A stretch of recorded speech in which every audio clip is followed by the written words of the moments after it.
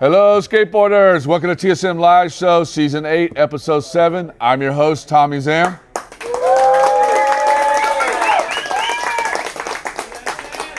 This episode's guests are Chucky, Gerold, Fabrizio, Santos, and musical guest, Killah.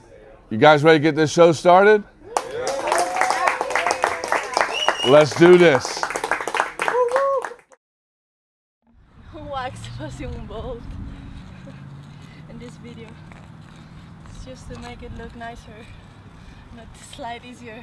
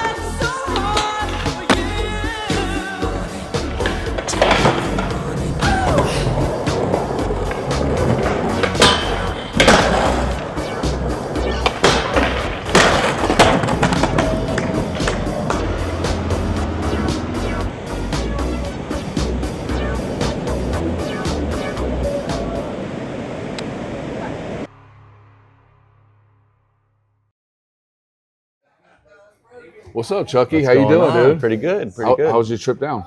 It was cool. It was cool. A little long drive. I came from the Inland Empire, so wow. Yeah, it's about 2 hours, so a lot of traffic. And is that where you're born and raised? Born and raised in San Bernardino, and then kind of moved around a lot. And then my dad was kind of like sketchy, stuff like that, with like substance abuse. So we kind of bounced from him. Me and my mom went to Rialto, and then that's where like my stepdad got me my first board. I guess 13, and you know, that's where it all started. So. And do you remember your first board that he got you? Oh yeah, it was. I got it at Band Board Shop in Redlands, and it was a Angel Boy PAL board, and it had some Indies and Spitfires, and then Bone Swiss. Wow. Yeah.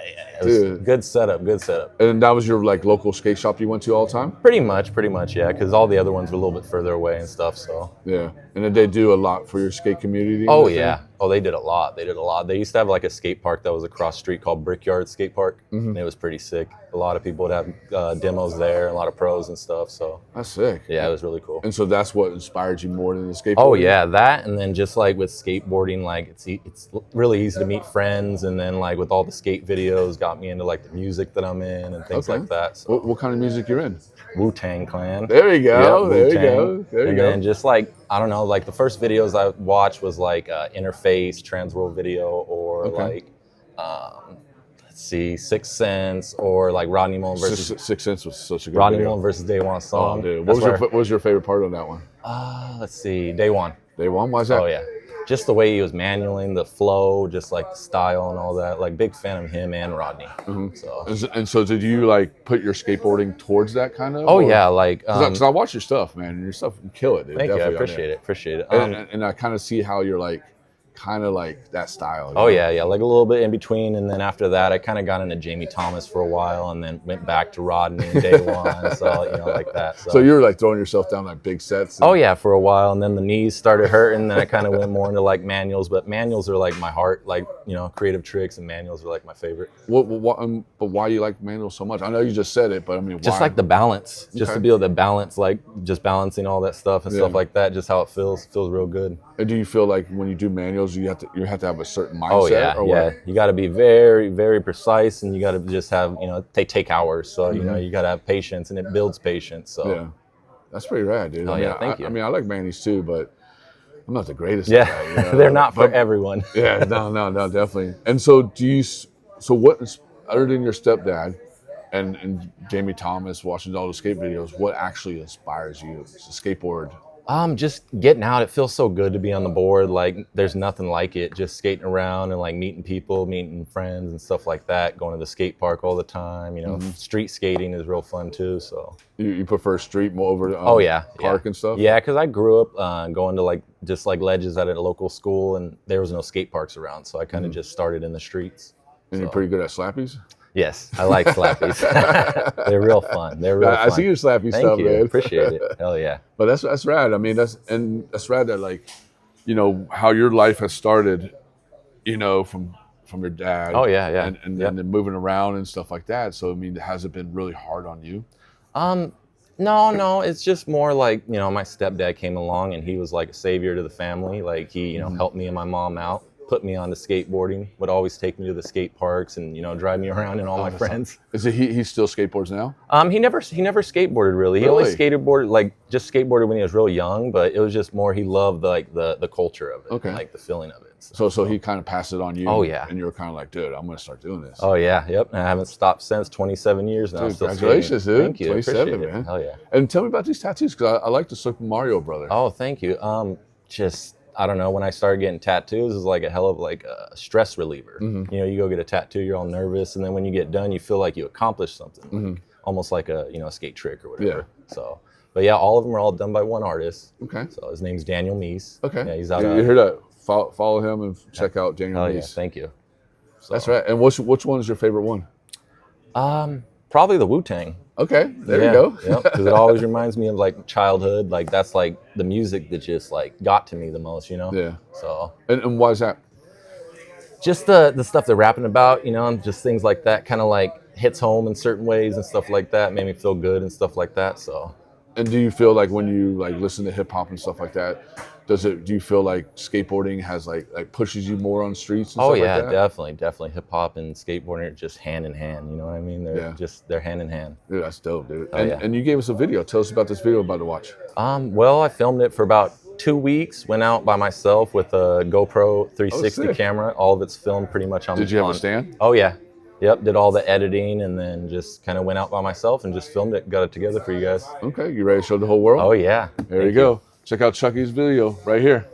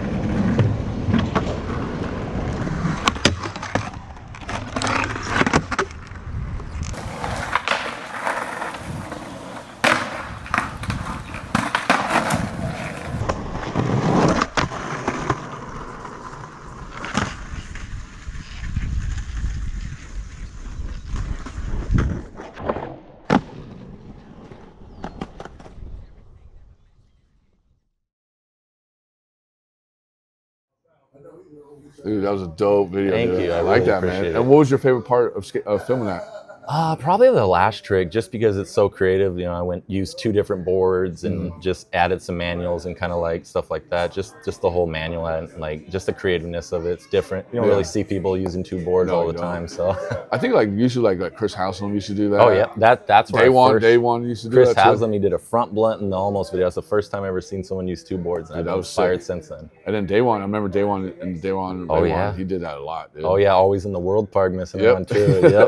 Yep. That's rad, dude. And like, do you feel like your style of skateboarding is different and more out there, or do you think it's more like getting popular and people want to do what you did? Like, say, example, like you say Day One or stuff like that inspires you. Do you feel like people look at your skateboarding and it inspires them to step out? Yeah, I've heard a lot of people tell me that they like to see it's completely different. It's like, it's not just like, the same tricks. Like, I don't think I have the best style, but like when I'm doing what are you talking about, dude?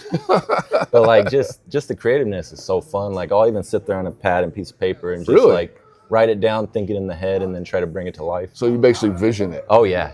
Okay. Yeah. So do you ever have like dreams about it, like you're in bed, like doing kickflips? All the time. You're kicking your wife or whatever. Like, yeah, my bad, babe. Yep.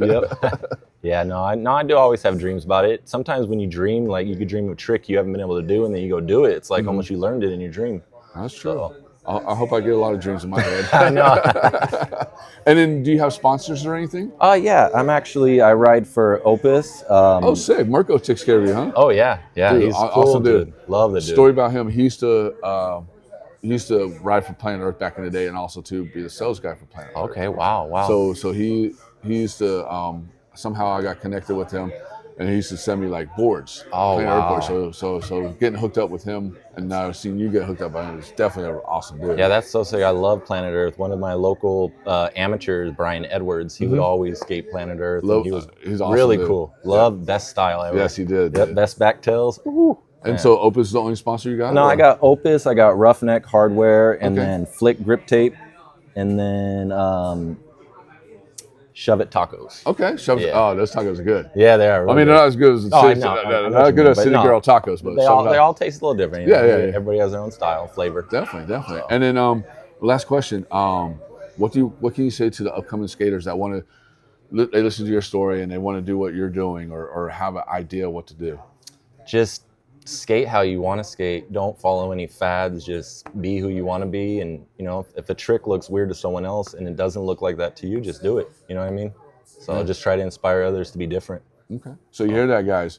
Be different, inspire, do you. Oh yeah. All right, Thank Chucky. you. Well, thank you for coming up. And stick around because we got Killah Priest coming up next. Awesome. Yeah.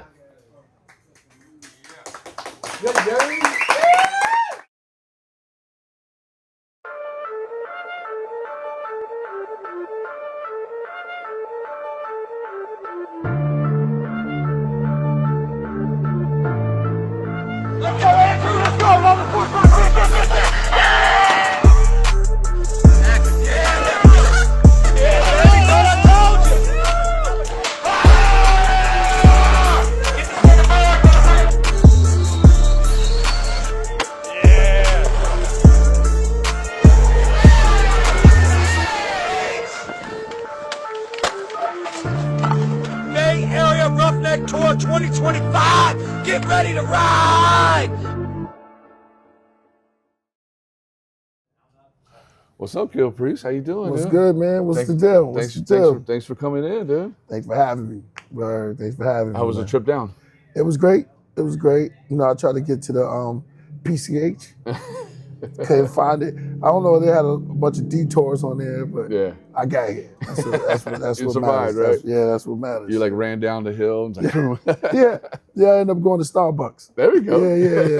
Yeah, man. Well, let's take it back. Yeah. What was your life like for growing up in Brooklyn before the MC, before the mysticism? What was shaping your mindset back then?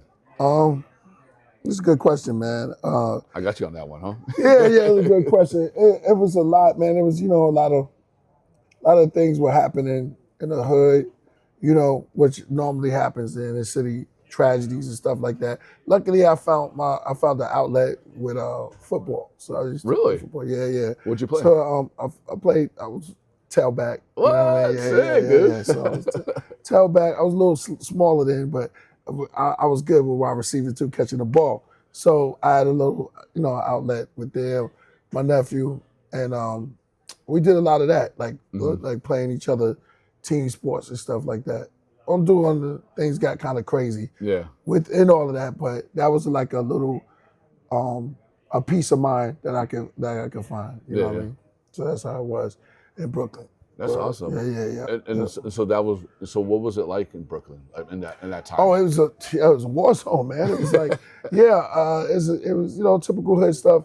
Like you had, but you had your people that was nice to the older people, like take care of, like there's Miss Martha and there's this people that looked out, always looking out for people, and that's it. You had your regular.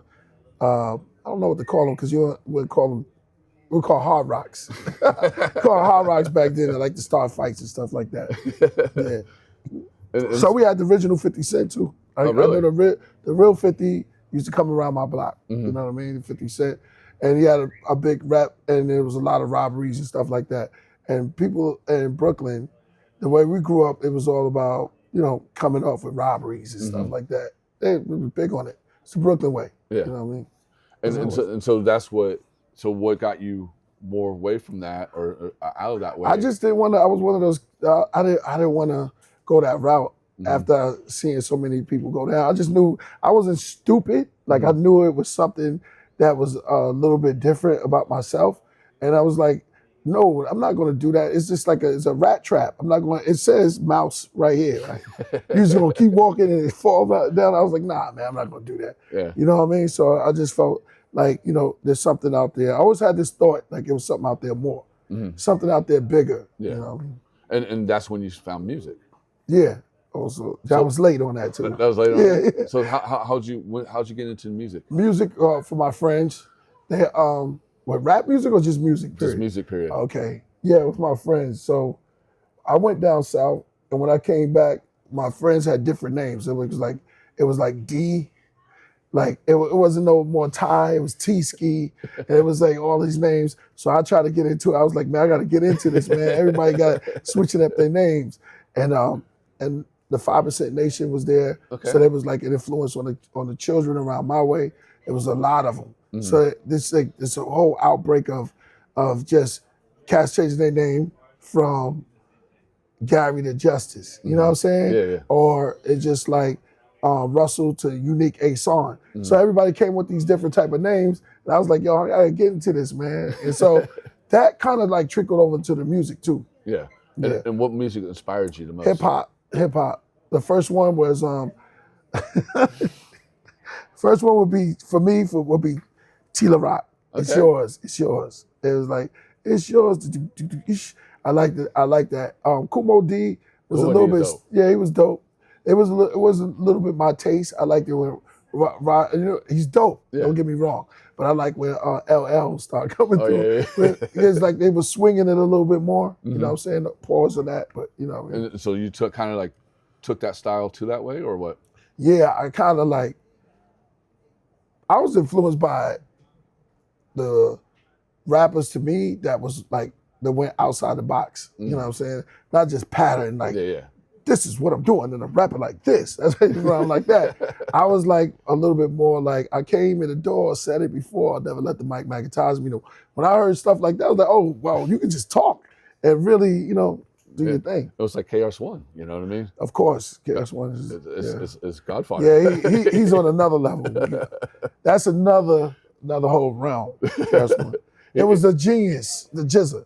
So he used to live around my way, right around the corner. Yeah. And he would battle, he took a liking to me. He would battle mostly rappers that were coming up, up and coming on, just known. And he was just like the new dude that was just coming through, and he was kicking 5% knowledge in that rhyme. This is before Rakim. Yeah. You know what I'm saying? So it was like a little bit different. We was like kind of intrigued a little bit, like, oh, what is he talking about? So. And so then how'd you get the connection to Wu-Tang first happen? Was it with Jizza, RZA, or did it come through Cypher Natural? Yeah, it was Jizza. And so it's crazy. Jizza used to say we were whack, right? Mm-hmm. I had a group named Cool and 3 MCs. So he used to make, yo, y'all whack, man, y'all whack. I'm gonna bring my cousin over here, gonna burn y'all, right? So it was a guy named Scotty Watt. He used to be tapes that used to come out, you know what I mean, before it hit the scene. And this guy named Scotty Waddy, he was really dope, real dope. And his style was like so laid back. It was like almost like Slick Rick. So it was like so laid back. And Genius had bought it at the time. It was Genius. So he brought it to my crew, and we listened to it. We was like, yo, this is kind of different. So, you know, he told us, you know, y'all like that? Wait, I'm gonna bring my cousin to burn y'all. The battling was deep on my block. So we was like, all right, yeah, bring him. So he brought in the Rakim. Oh, Yeah. so you had to battle Rakim? Yeah, we had to battle Rakim. Oh, so how was that? he started talking about a baby being born. So we was all like, what are you talking about, yo? I mean, we in a battle, and he talking about babies being born, but I was like, yo, he kind of like getting us. You know what I'm saying? He got us on that one. He got us on that. It was too deep for us at that moment. Yeah. And so that's when, you know, he got you more into like RZA and all those guys and everything? Yeah. That's the story. Watch this though. Later on down the line, Jizza tells RZA about somebody around his way that he have to introduce him to. And he said he nice, and that dude had to be me. So at first he came to me and brought RZA to me, and then years later, Jizza brought me to RZA. And he said, yo, I want you to hear this cat. His name is Messiah. And a lot of people didn't know my name was Messiah first. Really? Yeah. So for Killah Priest. So why was giving you Easter eggs right now? So Messiah. So how'd you come up with that name? Messiah was like a 5% Nation thing. Yeah. So it was like like I'm gonna be the Messiah of rap. You know what I'm saying? The savior of rap and stuff like that. The 5% Nation, we took a lot of names like Savior, Rakim, was Big Daddy Kane, King Asiatic, Nobody's Equal, Asiatic teachings and stuff like that. Yeah. And do you remember your first time performing? For who? For just regular, on the streets, concerts and stuff like that? Were you nervous? Were you like kind of like, you got it or what? I started with battling. Really? Yeah, with battle rap. So I wasn't nervous. You know what I'm saying? It's like battling MCs on the street, you had to be tough. The only thing I was scared of is my crew. Because if they think I was whack, then that's it. The worst thing that could happen to me is I'll be called whack. That was commit suicide. I never wanted to lose. You never lose? That's good. So how many times you won? All of them? All of them. Yeah, I like to hear that. Exactly. My record is good right now. Yep, no stripes on my license. And you know, you drop albums like The Offering, Psychic World, Rocket to Nubula, all different social and spiritual stuff. Which one of those records changed you the most as a man? The first one. First one, why is that? Because it was my first time ever in a studio like that. And then I was left at certain times because everybody's working on everything. And I was like in the studio. I remember being in the studio at times with just me and Fourth Disciple. Like, what we gonna do? He had just thrown a beat and I'll just go in it. I just remembered the rounds I had. So that kind of like changed me. And being around with the RZA, because I kind of was with him when he was mixing down Jizza's album and Raekwon album. Okay. So they would all leave. I was just stick around with RZA and we would go to the mastering studio. So I know all about all of that stuff. That's awesome. Yeah. And then so does that when Sons of Man kind of started, or how did that start up? Yeah, Sons of Man started around the time with it's in Firehouse Studios.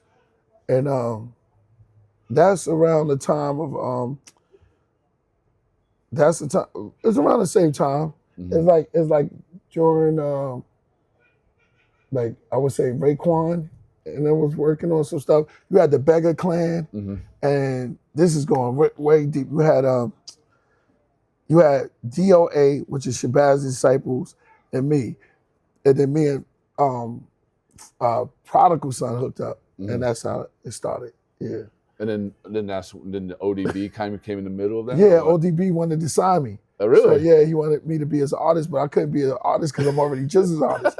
So Jizza brought me in, and then Dirty was like, yo, I'm taking Priest. I'm taking Messiah. You coming with me, right?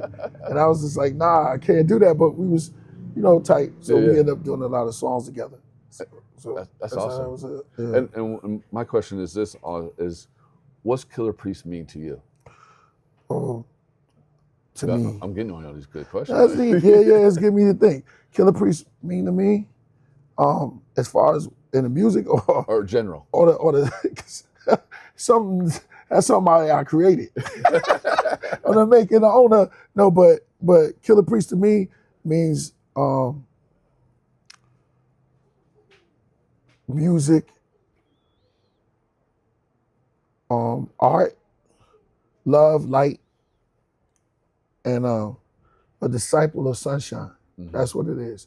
That's what it was all drawn up to be, is to represent the spectrum. Mm-hmm. And that's what it was. And that's where you get the sons of men.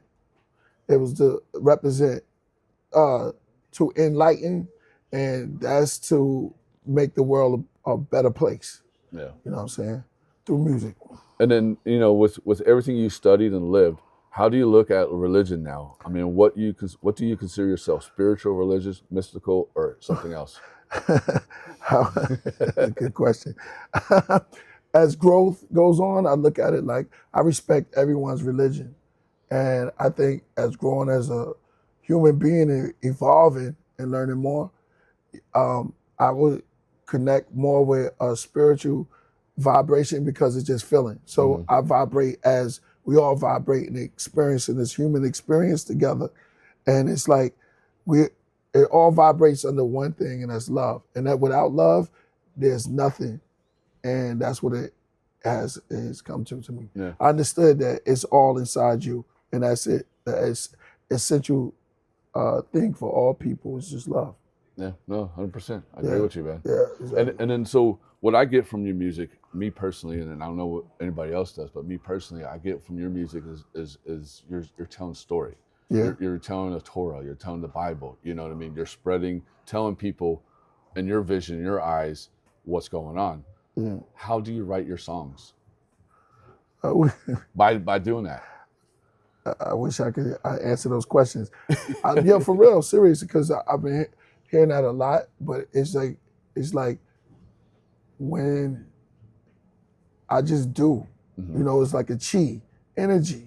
I don't try to block it, I just do. Just like the Bruce Lee says, I don't hit, it hits when it hits, you know what I'm saying? Yeah. So I just channel and listen to what the vibe telling me. I don't overthink, and I don't try to go too far or go too long. I just be myself. And what inspires me is everything. It could be an insect, it could be anything, it could be people, and it's just expression. The first thought is the purest thought. So when it's coming to me, I just accept what's coming, and I just let it go. Yeah. I don't try to hold it, you know what I'm saying? Because you could corrupt it, because that's what it is. I just let it go. Just flow. Become a vase. Yep. That's it. That's true. And you got a song you're gonna perform with us. Tell about the song. I'll be performing one step. You know what I'm saying? That's all it takes, one step at a time. You ready to do it? Yeah. All right, here we go. Killer Priest coming up. Let's do it. We ready to go? Let me hear Wu-Tang Clan. When I say killer, you say priest. Killer. Priest. Killer. Priest. All right, we ready then. All right, let's go.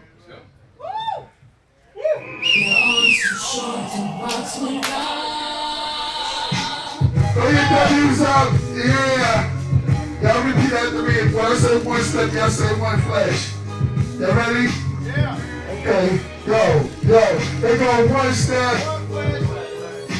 One step, one flash, one breath, one step, one step.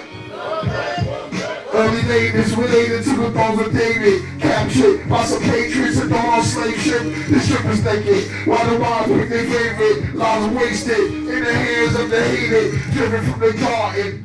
Now we starving in the bottom and Sodom, so call it Harlem. Worldly problems gather at the bottom. The earth crisis had the right to down the ice pits, seeking cycles for advice. I stay in ciphers. I like this connected to the second son of Isaac, which had a tight grip on the heels of his brother, revealed to his mother. The elder is the son, the younger, Mojo and thunder. Powerful mother Rosa blending over hunger. Now it's cold summers. Behold the number. Behold the number. 606 and 3 score. The same as he saw who had his beat raw. And the time before, he down the shore. Information held behind the doors. He came from the atmosphere. The physical trapped us here. Then they give us crack a beer. In the back of the stairs. Piece of that ears. You add or subtract the years. And from the unwise, watch the sun rise. The sunset. One step. One flesh, one breath. Come on. One step. One flesh, one breath. One step. One flesh, one breath. One step. One flesh, one breath. One step. One flesh, one breath. One step. One flesh, one breath. One step. One flesh, one breath. One step. One flesh, one breath. One step. One flesh, one breath. My people, if you with me, where you at? In the front, in the back, killer bees on attack. Yo, my people, if you with me, where you at? In the front, in the back. Bees on attack. Yeah, my people, if you with me, where you at? In the front, in the back. Bees on attack. Yeah, my people, if you with me, where you at? In the front, in the back, killer bees on attack. Yeah, MEIDA. MEIDA. Hey, you get off my. You don't know me. You don't know my style. Get slammed when they come to the jam. Here I am. Here I am. The method man. 1, hut 2, hut 3. Hut 1, hut 2, hut 3. Hut 1, hut 2, hut 3. The old dirty bastard live and I. Bonds unbreakable, shakeable. To the young youth, you wanna get cut? How you like the style? Ruthless smile. You wanna get the teeth? Knock the fuck out! But if you're on it, then just shout. Make some noise. Yeah.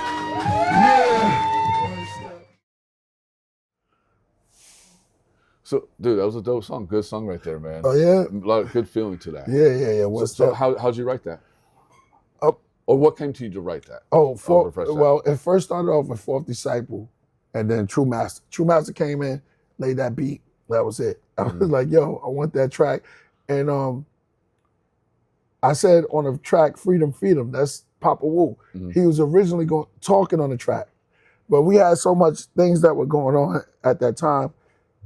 He ended up, I don't know what happened to that version. Oh, RZA had a flood, killed a lot of this stuff, and a lot of stuff I had to record over. Oh, man. Stuff like Bible, too. That's an Easter egg. I'll tell you after. So when he had the flood, a lot of the original music got lost. Man, and now he backs it up now. Yeah. So one step, it was just rhymes, just putting rhymes together, and then you got to come up with a hook to name it. That's what it was. I was more of an MC, just to MC, just to like. That's when it, and I got caught into a pattern where I was like, this is what I want to do, man. Yeah. And that's what it was. And how'd you and Remedy meet? Me and Remedy met at the Wu. I like to say the Wu quarters. Also at the studio, and it's just like here and there. You see him, and then you see so many people join the Wu organization. What do I want to call it? The Wu universe. You know what I'm saying? It's so many heads that come in, and then certain people you kind of click with. Yeah. And then you guys went to Israel together. Yeah, man. And recorded the album. Yes, yeah. And that's coming out soon. It never came out. We recorded an album called Holies of Holies, and we worked on it for a long time. And we never. And I respect Remedy because he never just threw out just anything. He just wanted the quality of it. So we've been recording like the song you heard, right? For me, him, and RZA. That's like way back. That's he caught the essence, man. That was like 13 years ago. Yeah, 13 years ago we recorded that song. I forgot about it. I was like, yo. So every time I see Remedy, if he got a studio book, I'll go in there and just do something. Don't think about it. I don't even, and then we end up doing it. You know what I'm saying? So it's like, I think he said it's time to put it out. I said, yo, it's whatever. Yeah. I'm ready. And what was your experience in Israel? What was it? It was holy, man. Holy. It was like beautiful. it was like, when I first walked on there, I was like, dang, Jesus was here? And I felt like, yo, it's like you walking in the Bible and it's like, it's right there. Like, get out of here. It's like that way. I don't know, it was just a lot of streets, man, that you read about. It's like, I'm in Bethlehem? It's like, yo, it was like a dream come true, man. It was wow. Really? And then was it like very spiritual? Man, it was partying, huh? Was it very spiritual, like going in there and like feeling it, like everything? Yeah, I saw, when I went they took me to the woods and I had to use the bathroom. Like, it was like bad. So I jumped out the Jeep and we had some PLOs, cats that was with us. And when I jumped out, a boar came like this, boom, just out the woods. And it looked right at me. I was like, yo, oh snap. And I never saw an animal that wild, that close. And for real, it was like right there. It was just looking at me, yo. And he caught me, no pun intended, but my pants was down. He caught me with my pants down. Word. I like, well, you're like, oh man, my jewels. Yeah, exactly. But he looked at me and he looked at my hands and he knew that I had no weapon. And I was like, yo, I had a connection. For real, he was like, oh, you don't got no weapon? And it told me, like, mentally, spiritually, it was like, you don't have no weapon. You don't have nothing. He's like, yo, I could take you right now. I'm gonna let you live. And it ran off, man. And that was wild. I was like, that was my first contact with him. Man, that's awesome. Like that was crazy. Yeah. I mean, especially with your pants down. I mean, shit. Yeah, caught me with, yeah, yeah, man. So that was and then a couple more questions. What do you have coming up for 2025? Anything? Yep, you got a lot. I got Abraxas 2 coming. And I have Celestial Grammar with Fourth Disciple. And I have I have an EP coming, a secret. Okay. And I have a couple of other joints coming. This is gonna be crazy. And where can people find your music at? On all platforms. You can find it all online. And it's gonna be on all the platforms. Okay. Yeah. And then do you have a website or anything? Or? Yeah, KillahPriest.com. Hear that? KillahPriest.com. And I also have a podcast too. Oh, really? So I call mine a Podcraft. Okay. So it's a Podcraft, Killah Priest Podcraft. We're gonna be having cooking on there, so it'll be the podcast. Oh, I gotta watch that. Yeah, exactly. What are you gonna be cooking and for on there? weed, different type of whatever. It's like, I don't know, gourmet. You know, I have a whole bunch of cats coming through and putting their favorite meal together. It could be a sandwich, it could be oodles and noodles. I don't care. And whatever you know how to do, you just do it to your best ability. I'll come on there and make some PB&J. There you go. Yo, that's sell for a lot, man. For real. You got to be an expert to do PB&J right. You know what I'm saying? And then one more. That's true. You have to. I mean, you got to throw some bananas on there, and you got to get the right bread, right peanut butter. I heard some people say pickles. Pickles? I wouldn't do it. Yeah, I wouldn't do that. But I heard, so I was like, pickles on peanut butter and jelly? Oh no! Come on. That's like drinking tomato juice. Uh-oh. I can eat ketchup, but I can't drink tomato juice. What's For real, I don't have a Bloody Mary. Shout out to all the Bloody Marys. and chocolate chip cookies. Tell me about chocolate. Because I know our thing. That's your like kryptonite, right? Chocolate. That's chip my cookies. kryptonite. Chocolate chip cookies is where you got Priest at. It could be a whole bunch of people running. If you got a stand and say chocolate chip cookies, you're gonna find me right there. Yeah. You just have a big sweet tooth. It's not even chocolate chip cookies is like the ultimate, but then it's just chocolate by itself. You know what I mean? It's like it's this place called John. Where's she at? Where's she at? Yeah, it's a place called John Kelly's. John Kelly's. Yeah, John Kelly's chocolate. It was really good. But the one you put me up on, Baked Bear. Yeah, Baked Bear. What was so good about that? I don't know, just the homemade. Anything. If you make cookies, chocolate chip cookies, I'm there. So you hear that, guys. So if you see Killah Priest's show, bring them chocolate cookies, chocolate chip cookies. Yep. No peanut butter and chocolate chip. Nope. All flavors and chocolate chip cookies. You hear that, guys. I even take the dark chocolate too. Sweet. You can put coffee in it. Really? Yeah. Because see, I'll tell you, I'm a connoisseur. I'm a chocoholic. So I want to hear this. Yeah. So they put coffee inside the chocolate chip, and it's got a different taste to it. It's crazy. I have chocolate and cheese. Yeah, I'm really into it, man. Why don't you start your own like bakery company? I might just do that, man. Think about that, I don't know if I'm the best baker though. You call it, I like to eat them, but I can't cook. Killah cookies. Bake cookies like that. I'm giving you a name. Killah cookies right there. Yeah. Killah cookies. Yeah, exactly. Killah cookies. The dough. Look, dough boy. I see it going in your head. Yeah. And then the last question. Yeah. What can you say to... I'm so glad. No, I'm just joking. But I'm cool. But last question. What can you say to the upcoming musicians or somebody that's, want to be where you're at, spiritual, whatever way? What can you say to them? Never compromise your integrity. Never compromise who you are. Stick to what you do and never change. That's true. That's it. You hear that? Never change, guys. Yep. Never change. Well, Killah, thanks for coming on so man, much, thank you, brother. And coming up next is Fabrizio Santos. No doubt. How's that? That was great, bro. All right.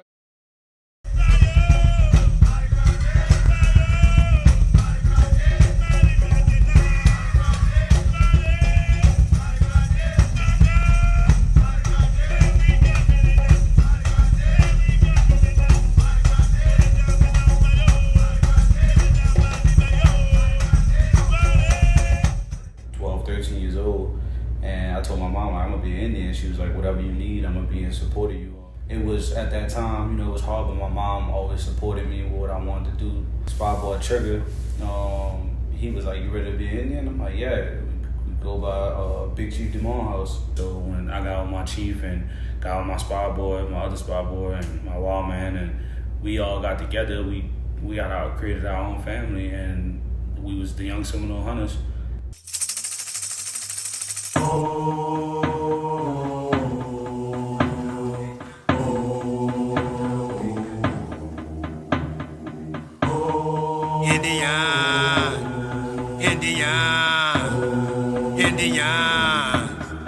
Indians coming. Basically, a Mardi Gras Indian is a form of expression of honoring the Native Americans who helped enslaved Africans escape during that time, and everyone knows about Mardi Gras in New Orleans. What a lot of people don't know is, or you might know, black people at that time weren't allowed to participate in Mardi Gras, like the main event. So in our neighborhoods on Mardi Gras Day, instead of going to St. Charles where everyone would go to now, or the main streets of Canal, where the more white parades where black people decided to do their own thing in their neighborhoods. And so that's why Mardi Gras Indians are so special to New Orleans, is that we brought life to our side streets and our back streets of New Orleans and able to honor people that help. I was like, where do we get it from? Where in the world do we get it from? So then we went to talking, and I thought about our cousins and my mom's cousins, older cousins. They masked as Indians. So I said, okay, this is where he's picking it up from. This is where he's getting it from. I do 10 hours of school, and then the rest I just come here until whenever time my mom come pick me up. Demon showed me how to sew. He had just drew a couple of lines and said, try to sew this. Every time I messed up, I got better. From there on, from school to sewing, the weekend, all day long. All day long. And I was like, wow, this is amazing. When Mardi Gras morning came out and my mom and my aunt and everybody see me with my first suit, I felt like untouchable. Like I felt like I was on cloud 9. When that day came and all of us gathered around, it was like, wow.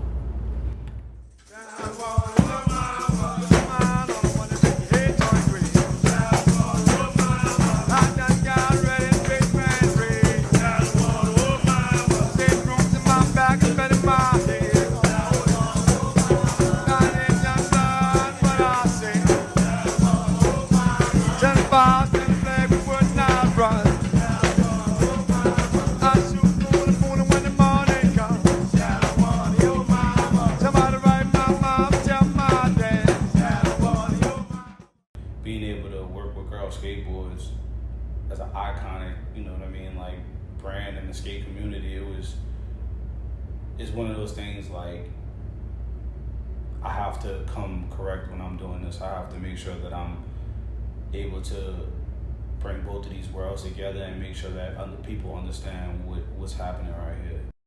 Coochie Ma! Spubble! Pretty Spubble! Way downtown! Little with three! Spubble! Dude, Fabrizio, how you doing, man? Brother, we here. You doing good? Finally. I know. And you just got back from Brazil. How was it? Oh my God, dude. Tell me about it. It was amazing. I don't want to come back. I want to stay there, you know. You just see went the back. Family. Yeah, we went back to see my family, you know. Yeah. So How they doing? They're doing good. They're doing good. Help them. Sometimes when I go there, help a little bit, you know. Yeah. It's family. You know? I know you ate some go good ups and downs, but it's still family, you know. And you ate some good food. I saw on your. Oh my God. What was your favorite thing to eat there? Oh, this thing called acarajé. It's like a made it like out of bean. Really? Yeah, dude. So like it's mushed the bean, like it's like a different bean, you know. Yeah. So like you cook it and you put a whole bunch of stuff in it, like man, let's talk about different stuff. You're making me hungry right now. I haven't eaten. My I God. haven't eaten yet, you know. But so let's get into it. So where are you originally from? Brazil. From East North Brazil. Okay. Cavaracaju. Okay. Yeah. So like it's far away from São Paulo. Okay. São Paulo is like if you're driving from my city to São Paulo, it's like 36 hours. Okay. You know, so like a little bit far. You know? And that's where you started skateboarding at? Yes, that's my heart come from, like that city. You know, I started skate over there. All my friends is from there. You know what I mean? That was cool to go back and see all of my friends. And were they all like, what? Yeah, it's always like that. You know? They're like, oh man, you're home. Let's skate. Are you staying in? We're gonna keep you here. Throw in the suitcase. Pretty much. And so, what got you into skateboarding? Like, you know, coming from Brazil, like I know Brazil's like very big in skateboarding out there. So, what inspires you to get into it? Oh man, I saw this group of guys like going down the street, like with skateboards on it, and like, oh shoot. So like in my mind, it's like I want to do the same, you know. Yeah. But after like a year, like I saved up money, saved a lot of money and bought a skateboard and started skating. You know, that was the beginning right there. That was like in '93. Oh, that's yesterday, right? Yeah, dude, exactly. That was yesterday, man. Oh my God. And do you remember your first board? My first board? No, I don't. No? No, I don't. They're so sick. I don't remember. I wish I could, so I can tell you, but no, I don't. It was so long ago. Everything's blurred. Really? I don't even know. I mean, I do agree with you on that. I don't even know. I don't even know the wheels I was riding, or the trucks I was riding. I think it was like a Frankenstein, you know, like one from here, one from there, you know, different trucks, different wheels. You had a half a board that was cut in half, and like you had like half a tail, full tail kind of thing. You're like, you know. It was like a Frankenstein, but yeah, we made it. Yeah. And did you have skate shops that supported you? They have one skate shop called Venice Skate Shop, and that shop supported me for like 2 years, something like that. And I got sponsored with another shop, and different city. They call Bahia, Salvador. Okay. So it's like a 4 hours driving to there. So I've been going back and forth every day. Not every day, like every month, going back and forth, like to skate events over there in the city, to skate event in my city. That's awesome. Yeah, that was skate contest like. And did you feel like that's what got you where you're at now in Probably, yeah, because like skating the contest over there, they got me stronger. Like when you go to Europe, I skate the contest over there. I was like, oh, I'm gonna skate just like home, you know. So it was pretty cool. And let me ask you, I mean, because I've always been curious, because I mean, and I think Brazilian skaters are one of the best skateboarders in the world. My opinion. I want to say you say that. But that's what I'm saying. My opinion is because I mean, because you and there's so many lists of skateboarders out there. There's you know, so many, man. You know, and so what makes skateboarding so strong in Brazil? The gladiators, we are. Gladiators? Yeah, dude. We skated like a shady ground, you know. We skated like a shady ramps. When you get over here to America, everything is beautiful. Everything is like perfect. Yeah. So they kind of make it easier for us. Yeah. You know, like skating, like learning how to skate shady ground. You know, when you come over here, it's like smooth ground. Like, oh. You got marble ledges. Oh my God, the trick's like boom. You know, over there you gotta fight for the trick. Yeah. You know, because you gotta fight for the ground, You know, sometimes it's really hard. The ledges sometimes don't grind. Yeah. You You gotta wax it like gotta, 6 times. Oh my God, dude! You gotta make it work. Yeah. Over here, it's like, dude, it's a marble ledge. It's like, just put wax one time. That's the difference, you know. That's the difference. Yeah. Yeah, that's awesome. And over here is more professional, you know. Like it's serious. Yeah. You know, that's the beauty thing about here. It's like it's serious. Because you got so much like people Yes, out. This is the people, industry. the competition. And you got 10-year-olds like out there killing it. God, dude, thank God I don't have to compete with those kids anymore. Dude. On my days, it was way better. You got all the homies. Yeah, now you gotta compete with like a 5-year-old that's doing like a big twist. 540, dude, or like a 900. Yeah, I'm okay. We went through that day. You know, that was cool. And so what got you over here? Like, was it a sponsor that brought you over here, or was it one day? Was the sponsors pretty Really? much? Yeah, I went to Europe to skate the contest. So I stayed there for like a month skating all the contests. Yeah. So I got invited to come skate the X Games in 2000. Wow. And Gravity Games too in 2000. So I have my visa. Before I got my visa to come over here, I got denied 5 times. They say no. Hold on, denied 5 times? Yeah, because you got to go to the America consul and get your visa. Yeah. To come over here. Yeah. So I went there 5 times and denied 5 times. Why did they deny you? You should have said, do you know who I am? That was like back in 99. Oh, okay. So pretty much like I don't have enough papers to like tell them, like, you know. So one day I went there, they got, man, you again? And they gave me okay, go, get out of here. They got tired of seeing you. Yeah, exactly, dude. So like in 2000, I got invited to come to America, so I have my visa. So I come over here and the company started offering. Started offering like, you want to wife for my team? You want to wife for this? I say, yeah, let's go. But you picked one of the legendary teams, Shorties. Yes, I did. How did that work out, dude? Muska. Muska, really? Yeah, Muska called me. Really? Out of the blue. Tell me about this conversation. Was he like this? Yo, Santos, we're gonna do this. Exactly like you down that. This? You want to do this? Exactly like that. He say, hey, what's up? I heard it like you know, wife for New Deal because they still have for New Deal. Yeah, I remember that. Before that. And so, what do you think about Shorties? You know, let's do this. You know, like all like, you know how Muska. Yeah. You know? You're like, oh, you're the Muska. Of course, I'm gonna do this. That's Chad. They say, no, you fuck with me, dude. I gotta hang out. Out of nowhere. You know what I mean? So he called again, dude, it's Chad. Don't hang up. Don't hang up. This is a real one. I want to put you in Shorties. He said, oh shit, it is Chad. So how did that make you feel when you got that call? I was like pretty confident, like damn, Shorty, like he's calling me to get in Shorties. Shorties like it's legendary, like to say, like you know what I mean. So him calling me to be in that was like, fuck, damn, dude, that was amazing. Like I love it. I love it. That was a good feeling, you know. And then how'd you like decide about New Deal? You know, did you kind of New Deal pretty much was started going under, like and let everyone go, kind of. And Shorty's heard about it, like, oh shoot, let's call Breezy, and then the rest is history. and look what it has done for you. You know what I mean? A lot. You know, I traveled the world. Yeah. And what was your favorite memory of being on Shorties? Oh man, going to Europe the first time with everybody. Really? That was insane, dude. Yeah, I don't know what to expect. You know what I mean? You gotta have a mind for it, you know. Yeah. So they just go. No English. Me hungry. You loving that, huh? You're like, I don't know English here. What are you saying? Some people trying to like help you, like, you know. Yeah. Most of the time it was bad words, you know. Yeah. That's awesome. That was man. cool. Yeah, that was cool, man. Shorty was awesome. Yeah. I love it. And then after Shorties, you started doing your own thing, right? Yeah, kind of. Yeah, Forest, something like that, but they didn't I remember work Forest. out. Forest was dope as anything. They don't work out really good, so you know it's good. Like if you're a pro skater, you gotta go through that, you know. Yeah. You're like pro skater, and now you're business guy, and now you're like, you know what I mean, like the stage of the skateboard. Yeah. You know, so you grow a little bit, you know. And you see, but now you see all these, you know, pro skaters now coming out with their own board brand. Yes. And so do you? It's you so see, many now. You it's like see it. wow. you see it and you're like, I already did all this. Yeah. Like, did they ever call you up and say, Breeze, how we do No. this? No. I keep low key. you like, let's just let them do their own stuff.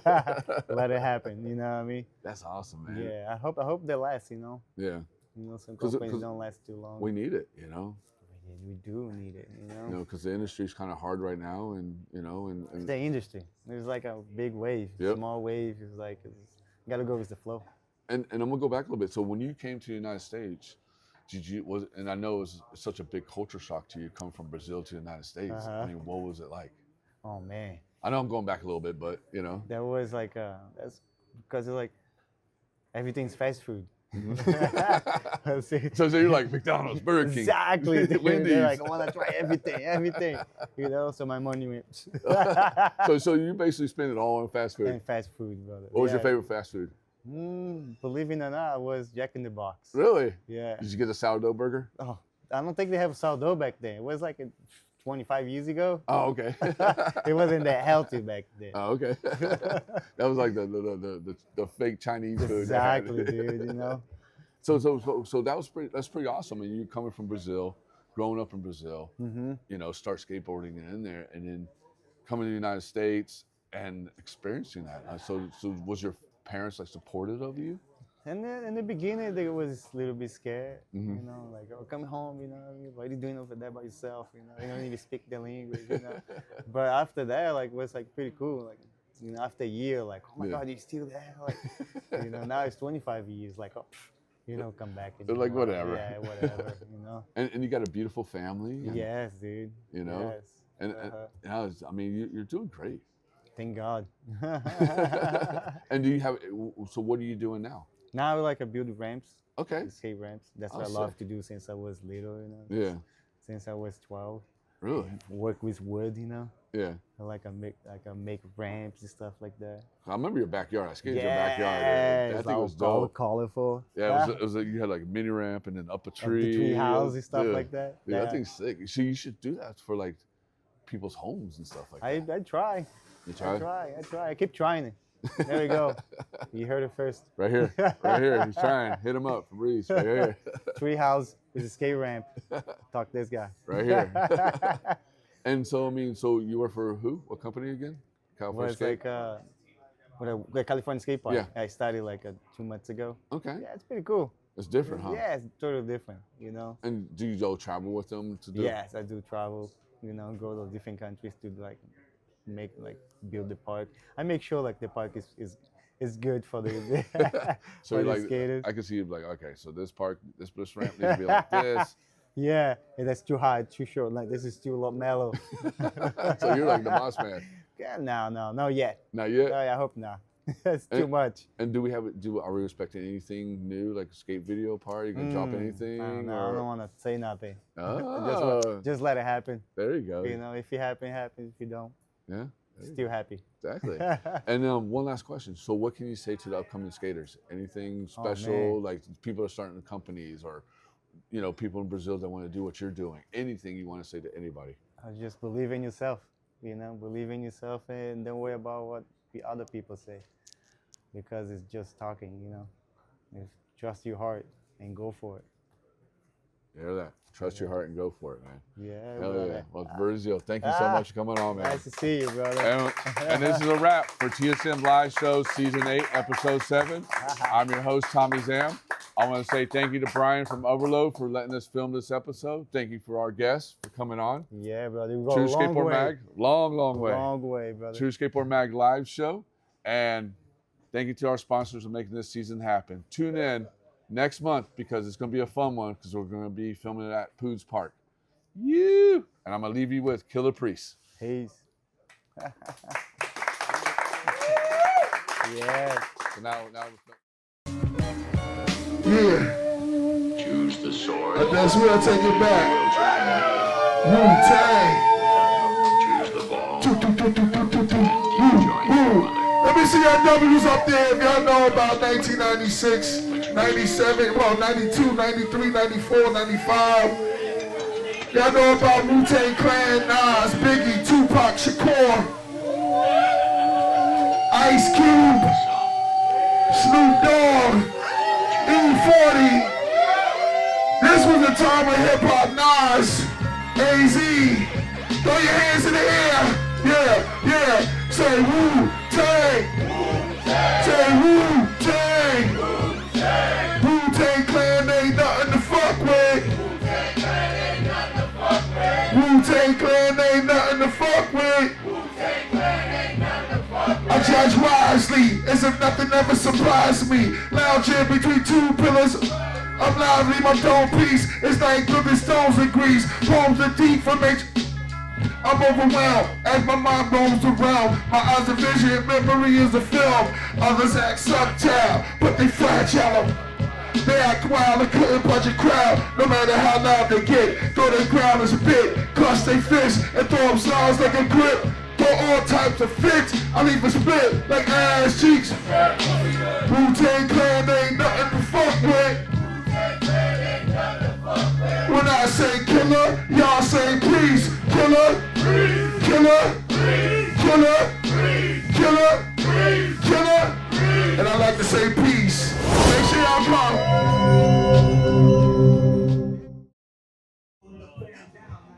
All right, guys. So everybody up front, you guys, have your cell phone out ready real quick. A little something special for Carl here. I want to say thank you guys for coming out to our 15th anniversary of True Skateboard Mag event/episode. But we do this thing every year. This is our third year. We're a little late. So we usually do a Skater of the Year. We first started off with TJ Rogers because he battled cancer. Thrasher fucked him. We all know what happened there. Second skater, we did Ron Allen. We all know he's a legendary skateboarder. 62-year-old skating, kill it. That's 2003. 2004. Can we give it up to Vincent Luevanos? Yeah. Skater of the Year, TSM Media, 2004. Congratulations, brother. Wow. Down. Yeah. Congrats. Congrats, brother. Yeah. That's a heavy ass fucking belt. Hold it up. Anything you want to say? Oh, dude, thank you, everybody. How many years have you guys been doing this shit now? 15 years. Fucking guys, dude. Let's give it up for another 15 years for these guys, everybody. Thank you, guys. You guys are too, I knew it. I knew you guys were up to some shit. I knew it. I knew they were up to some shit. Hold that up. Hold it up, everybody. That shit looks cute, dude. You guys use a really cute photo. It does, dude. It's fucking perfect, dude. You guys use a really good photo. Thank you guys, man. Thank you. It's usually a stupid ass photo they use every time you guys use a fantastic photo. Thank you. Fucking thank you guys, and thank you everybody else.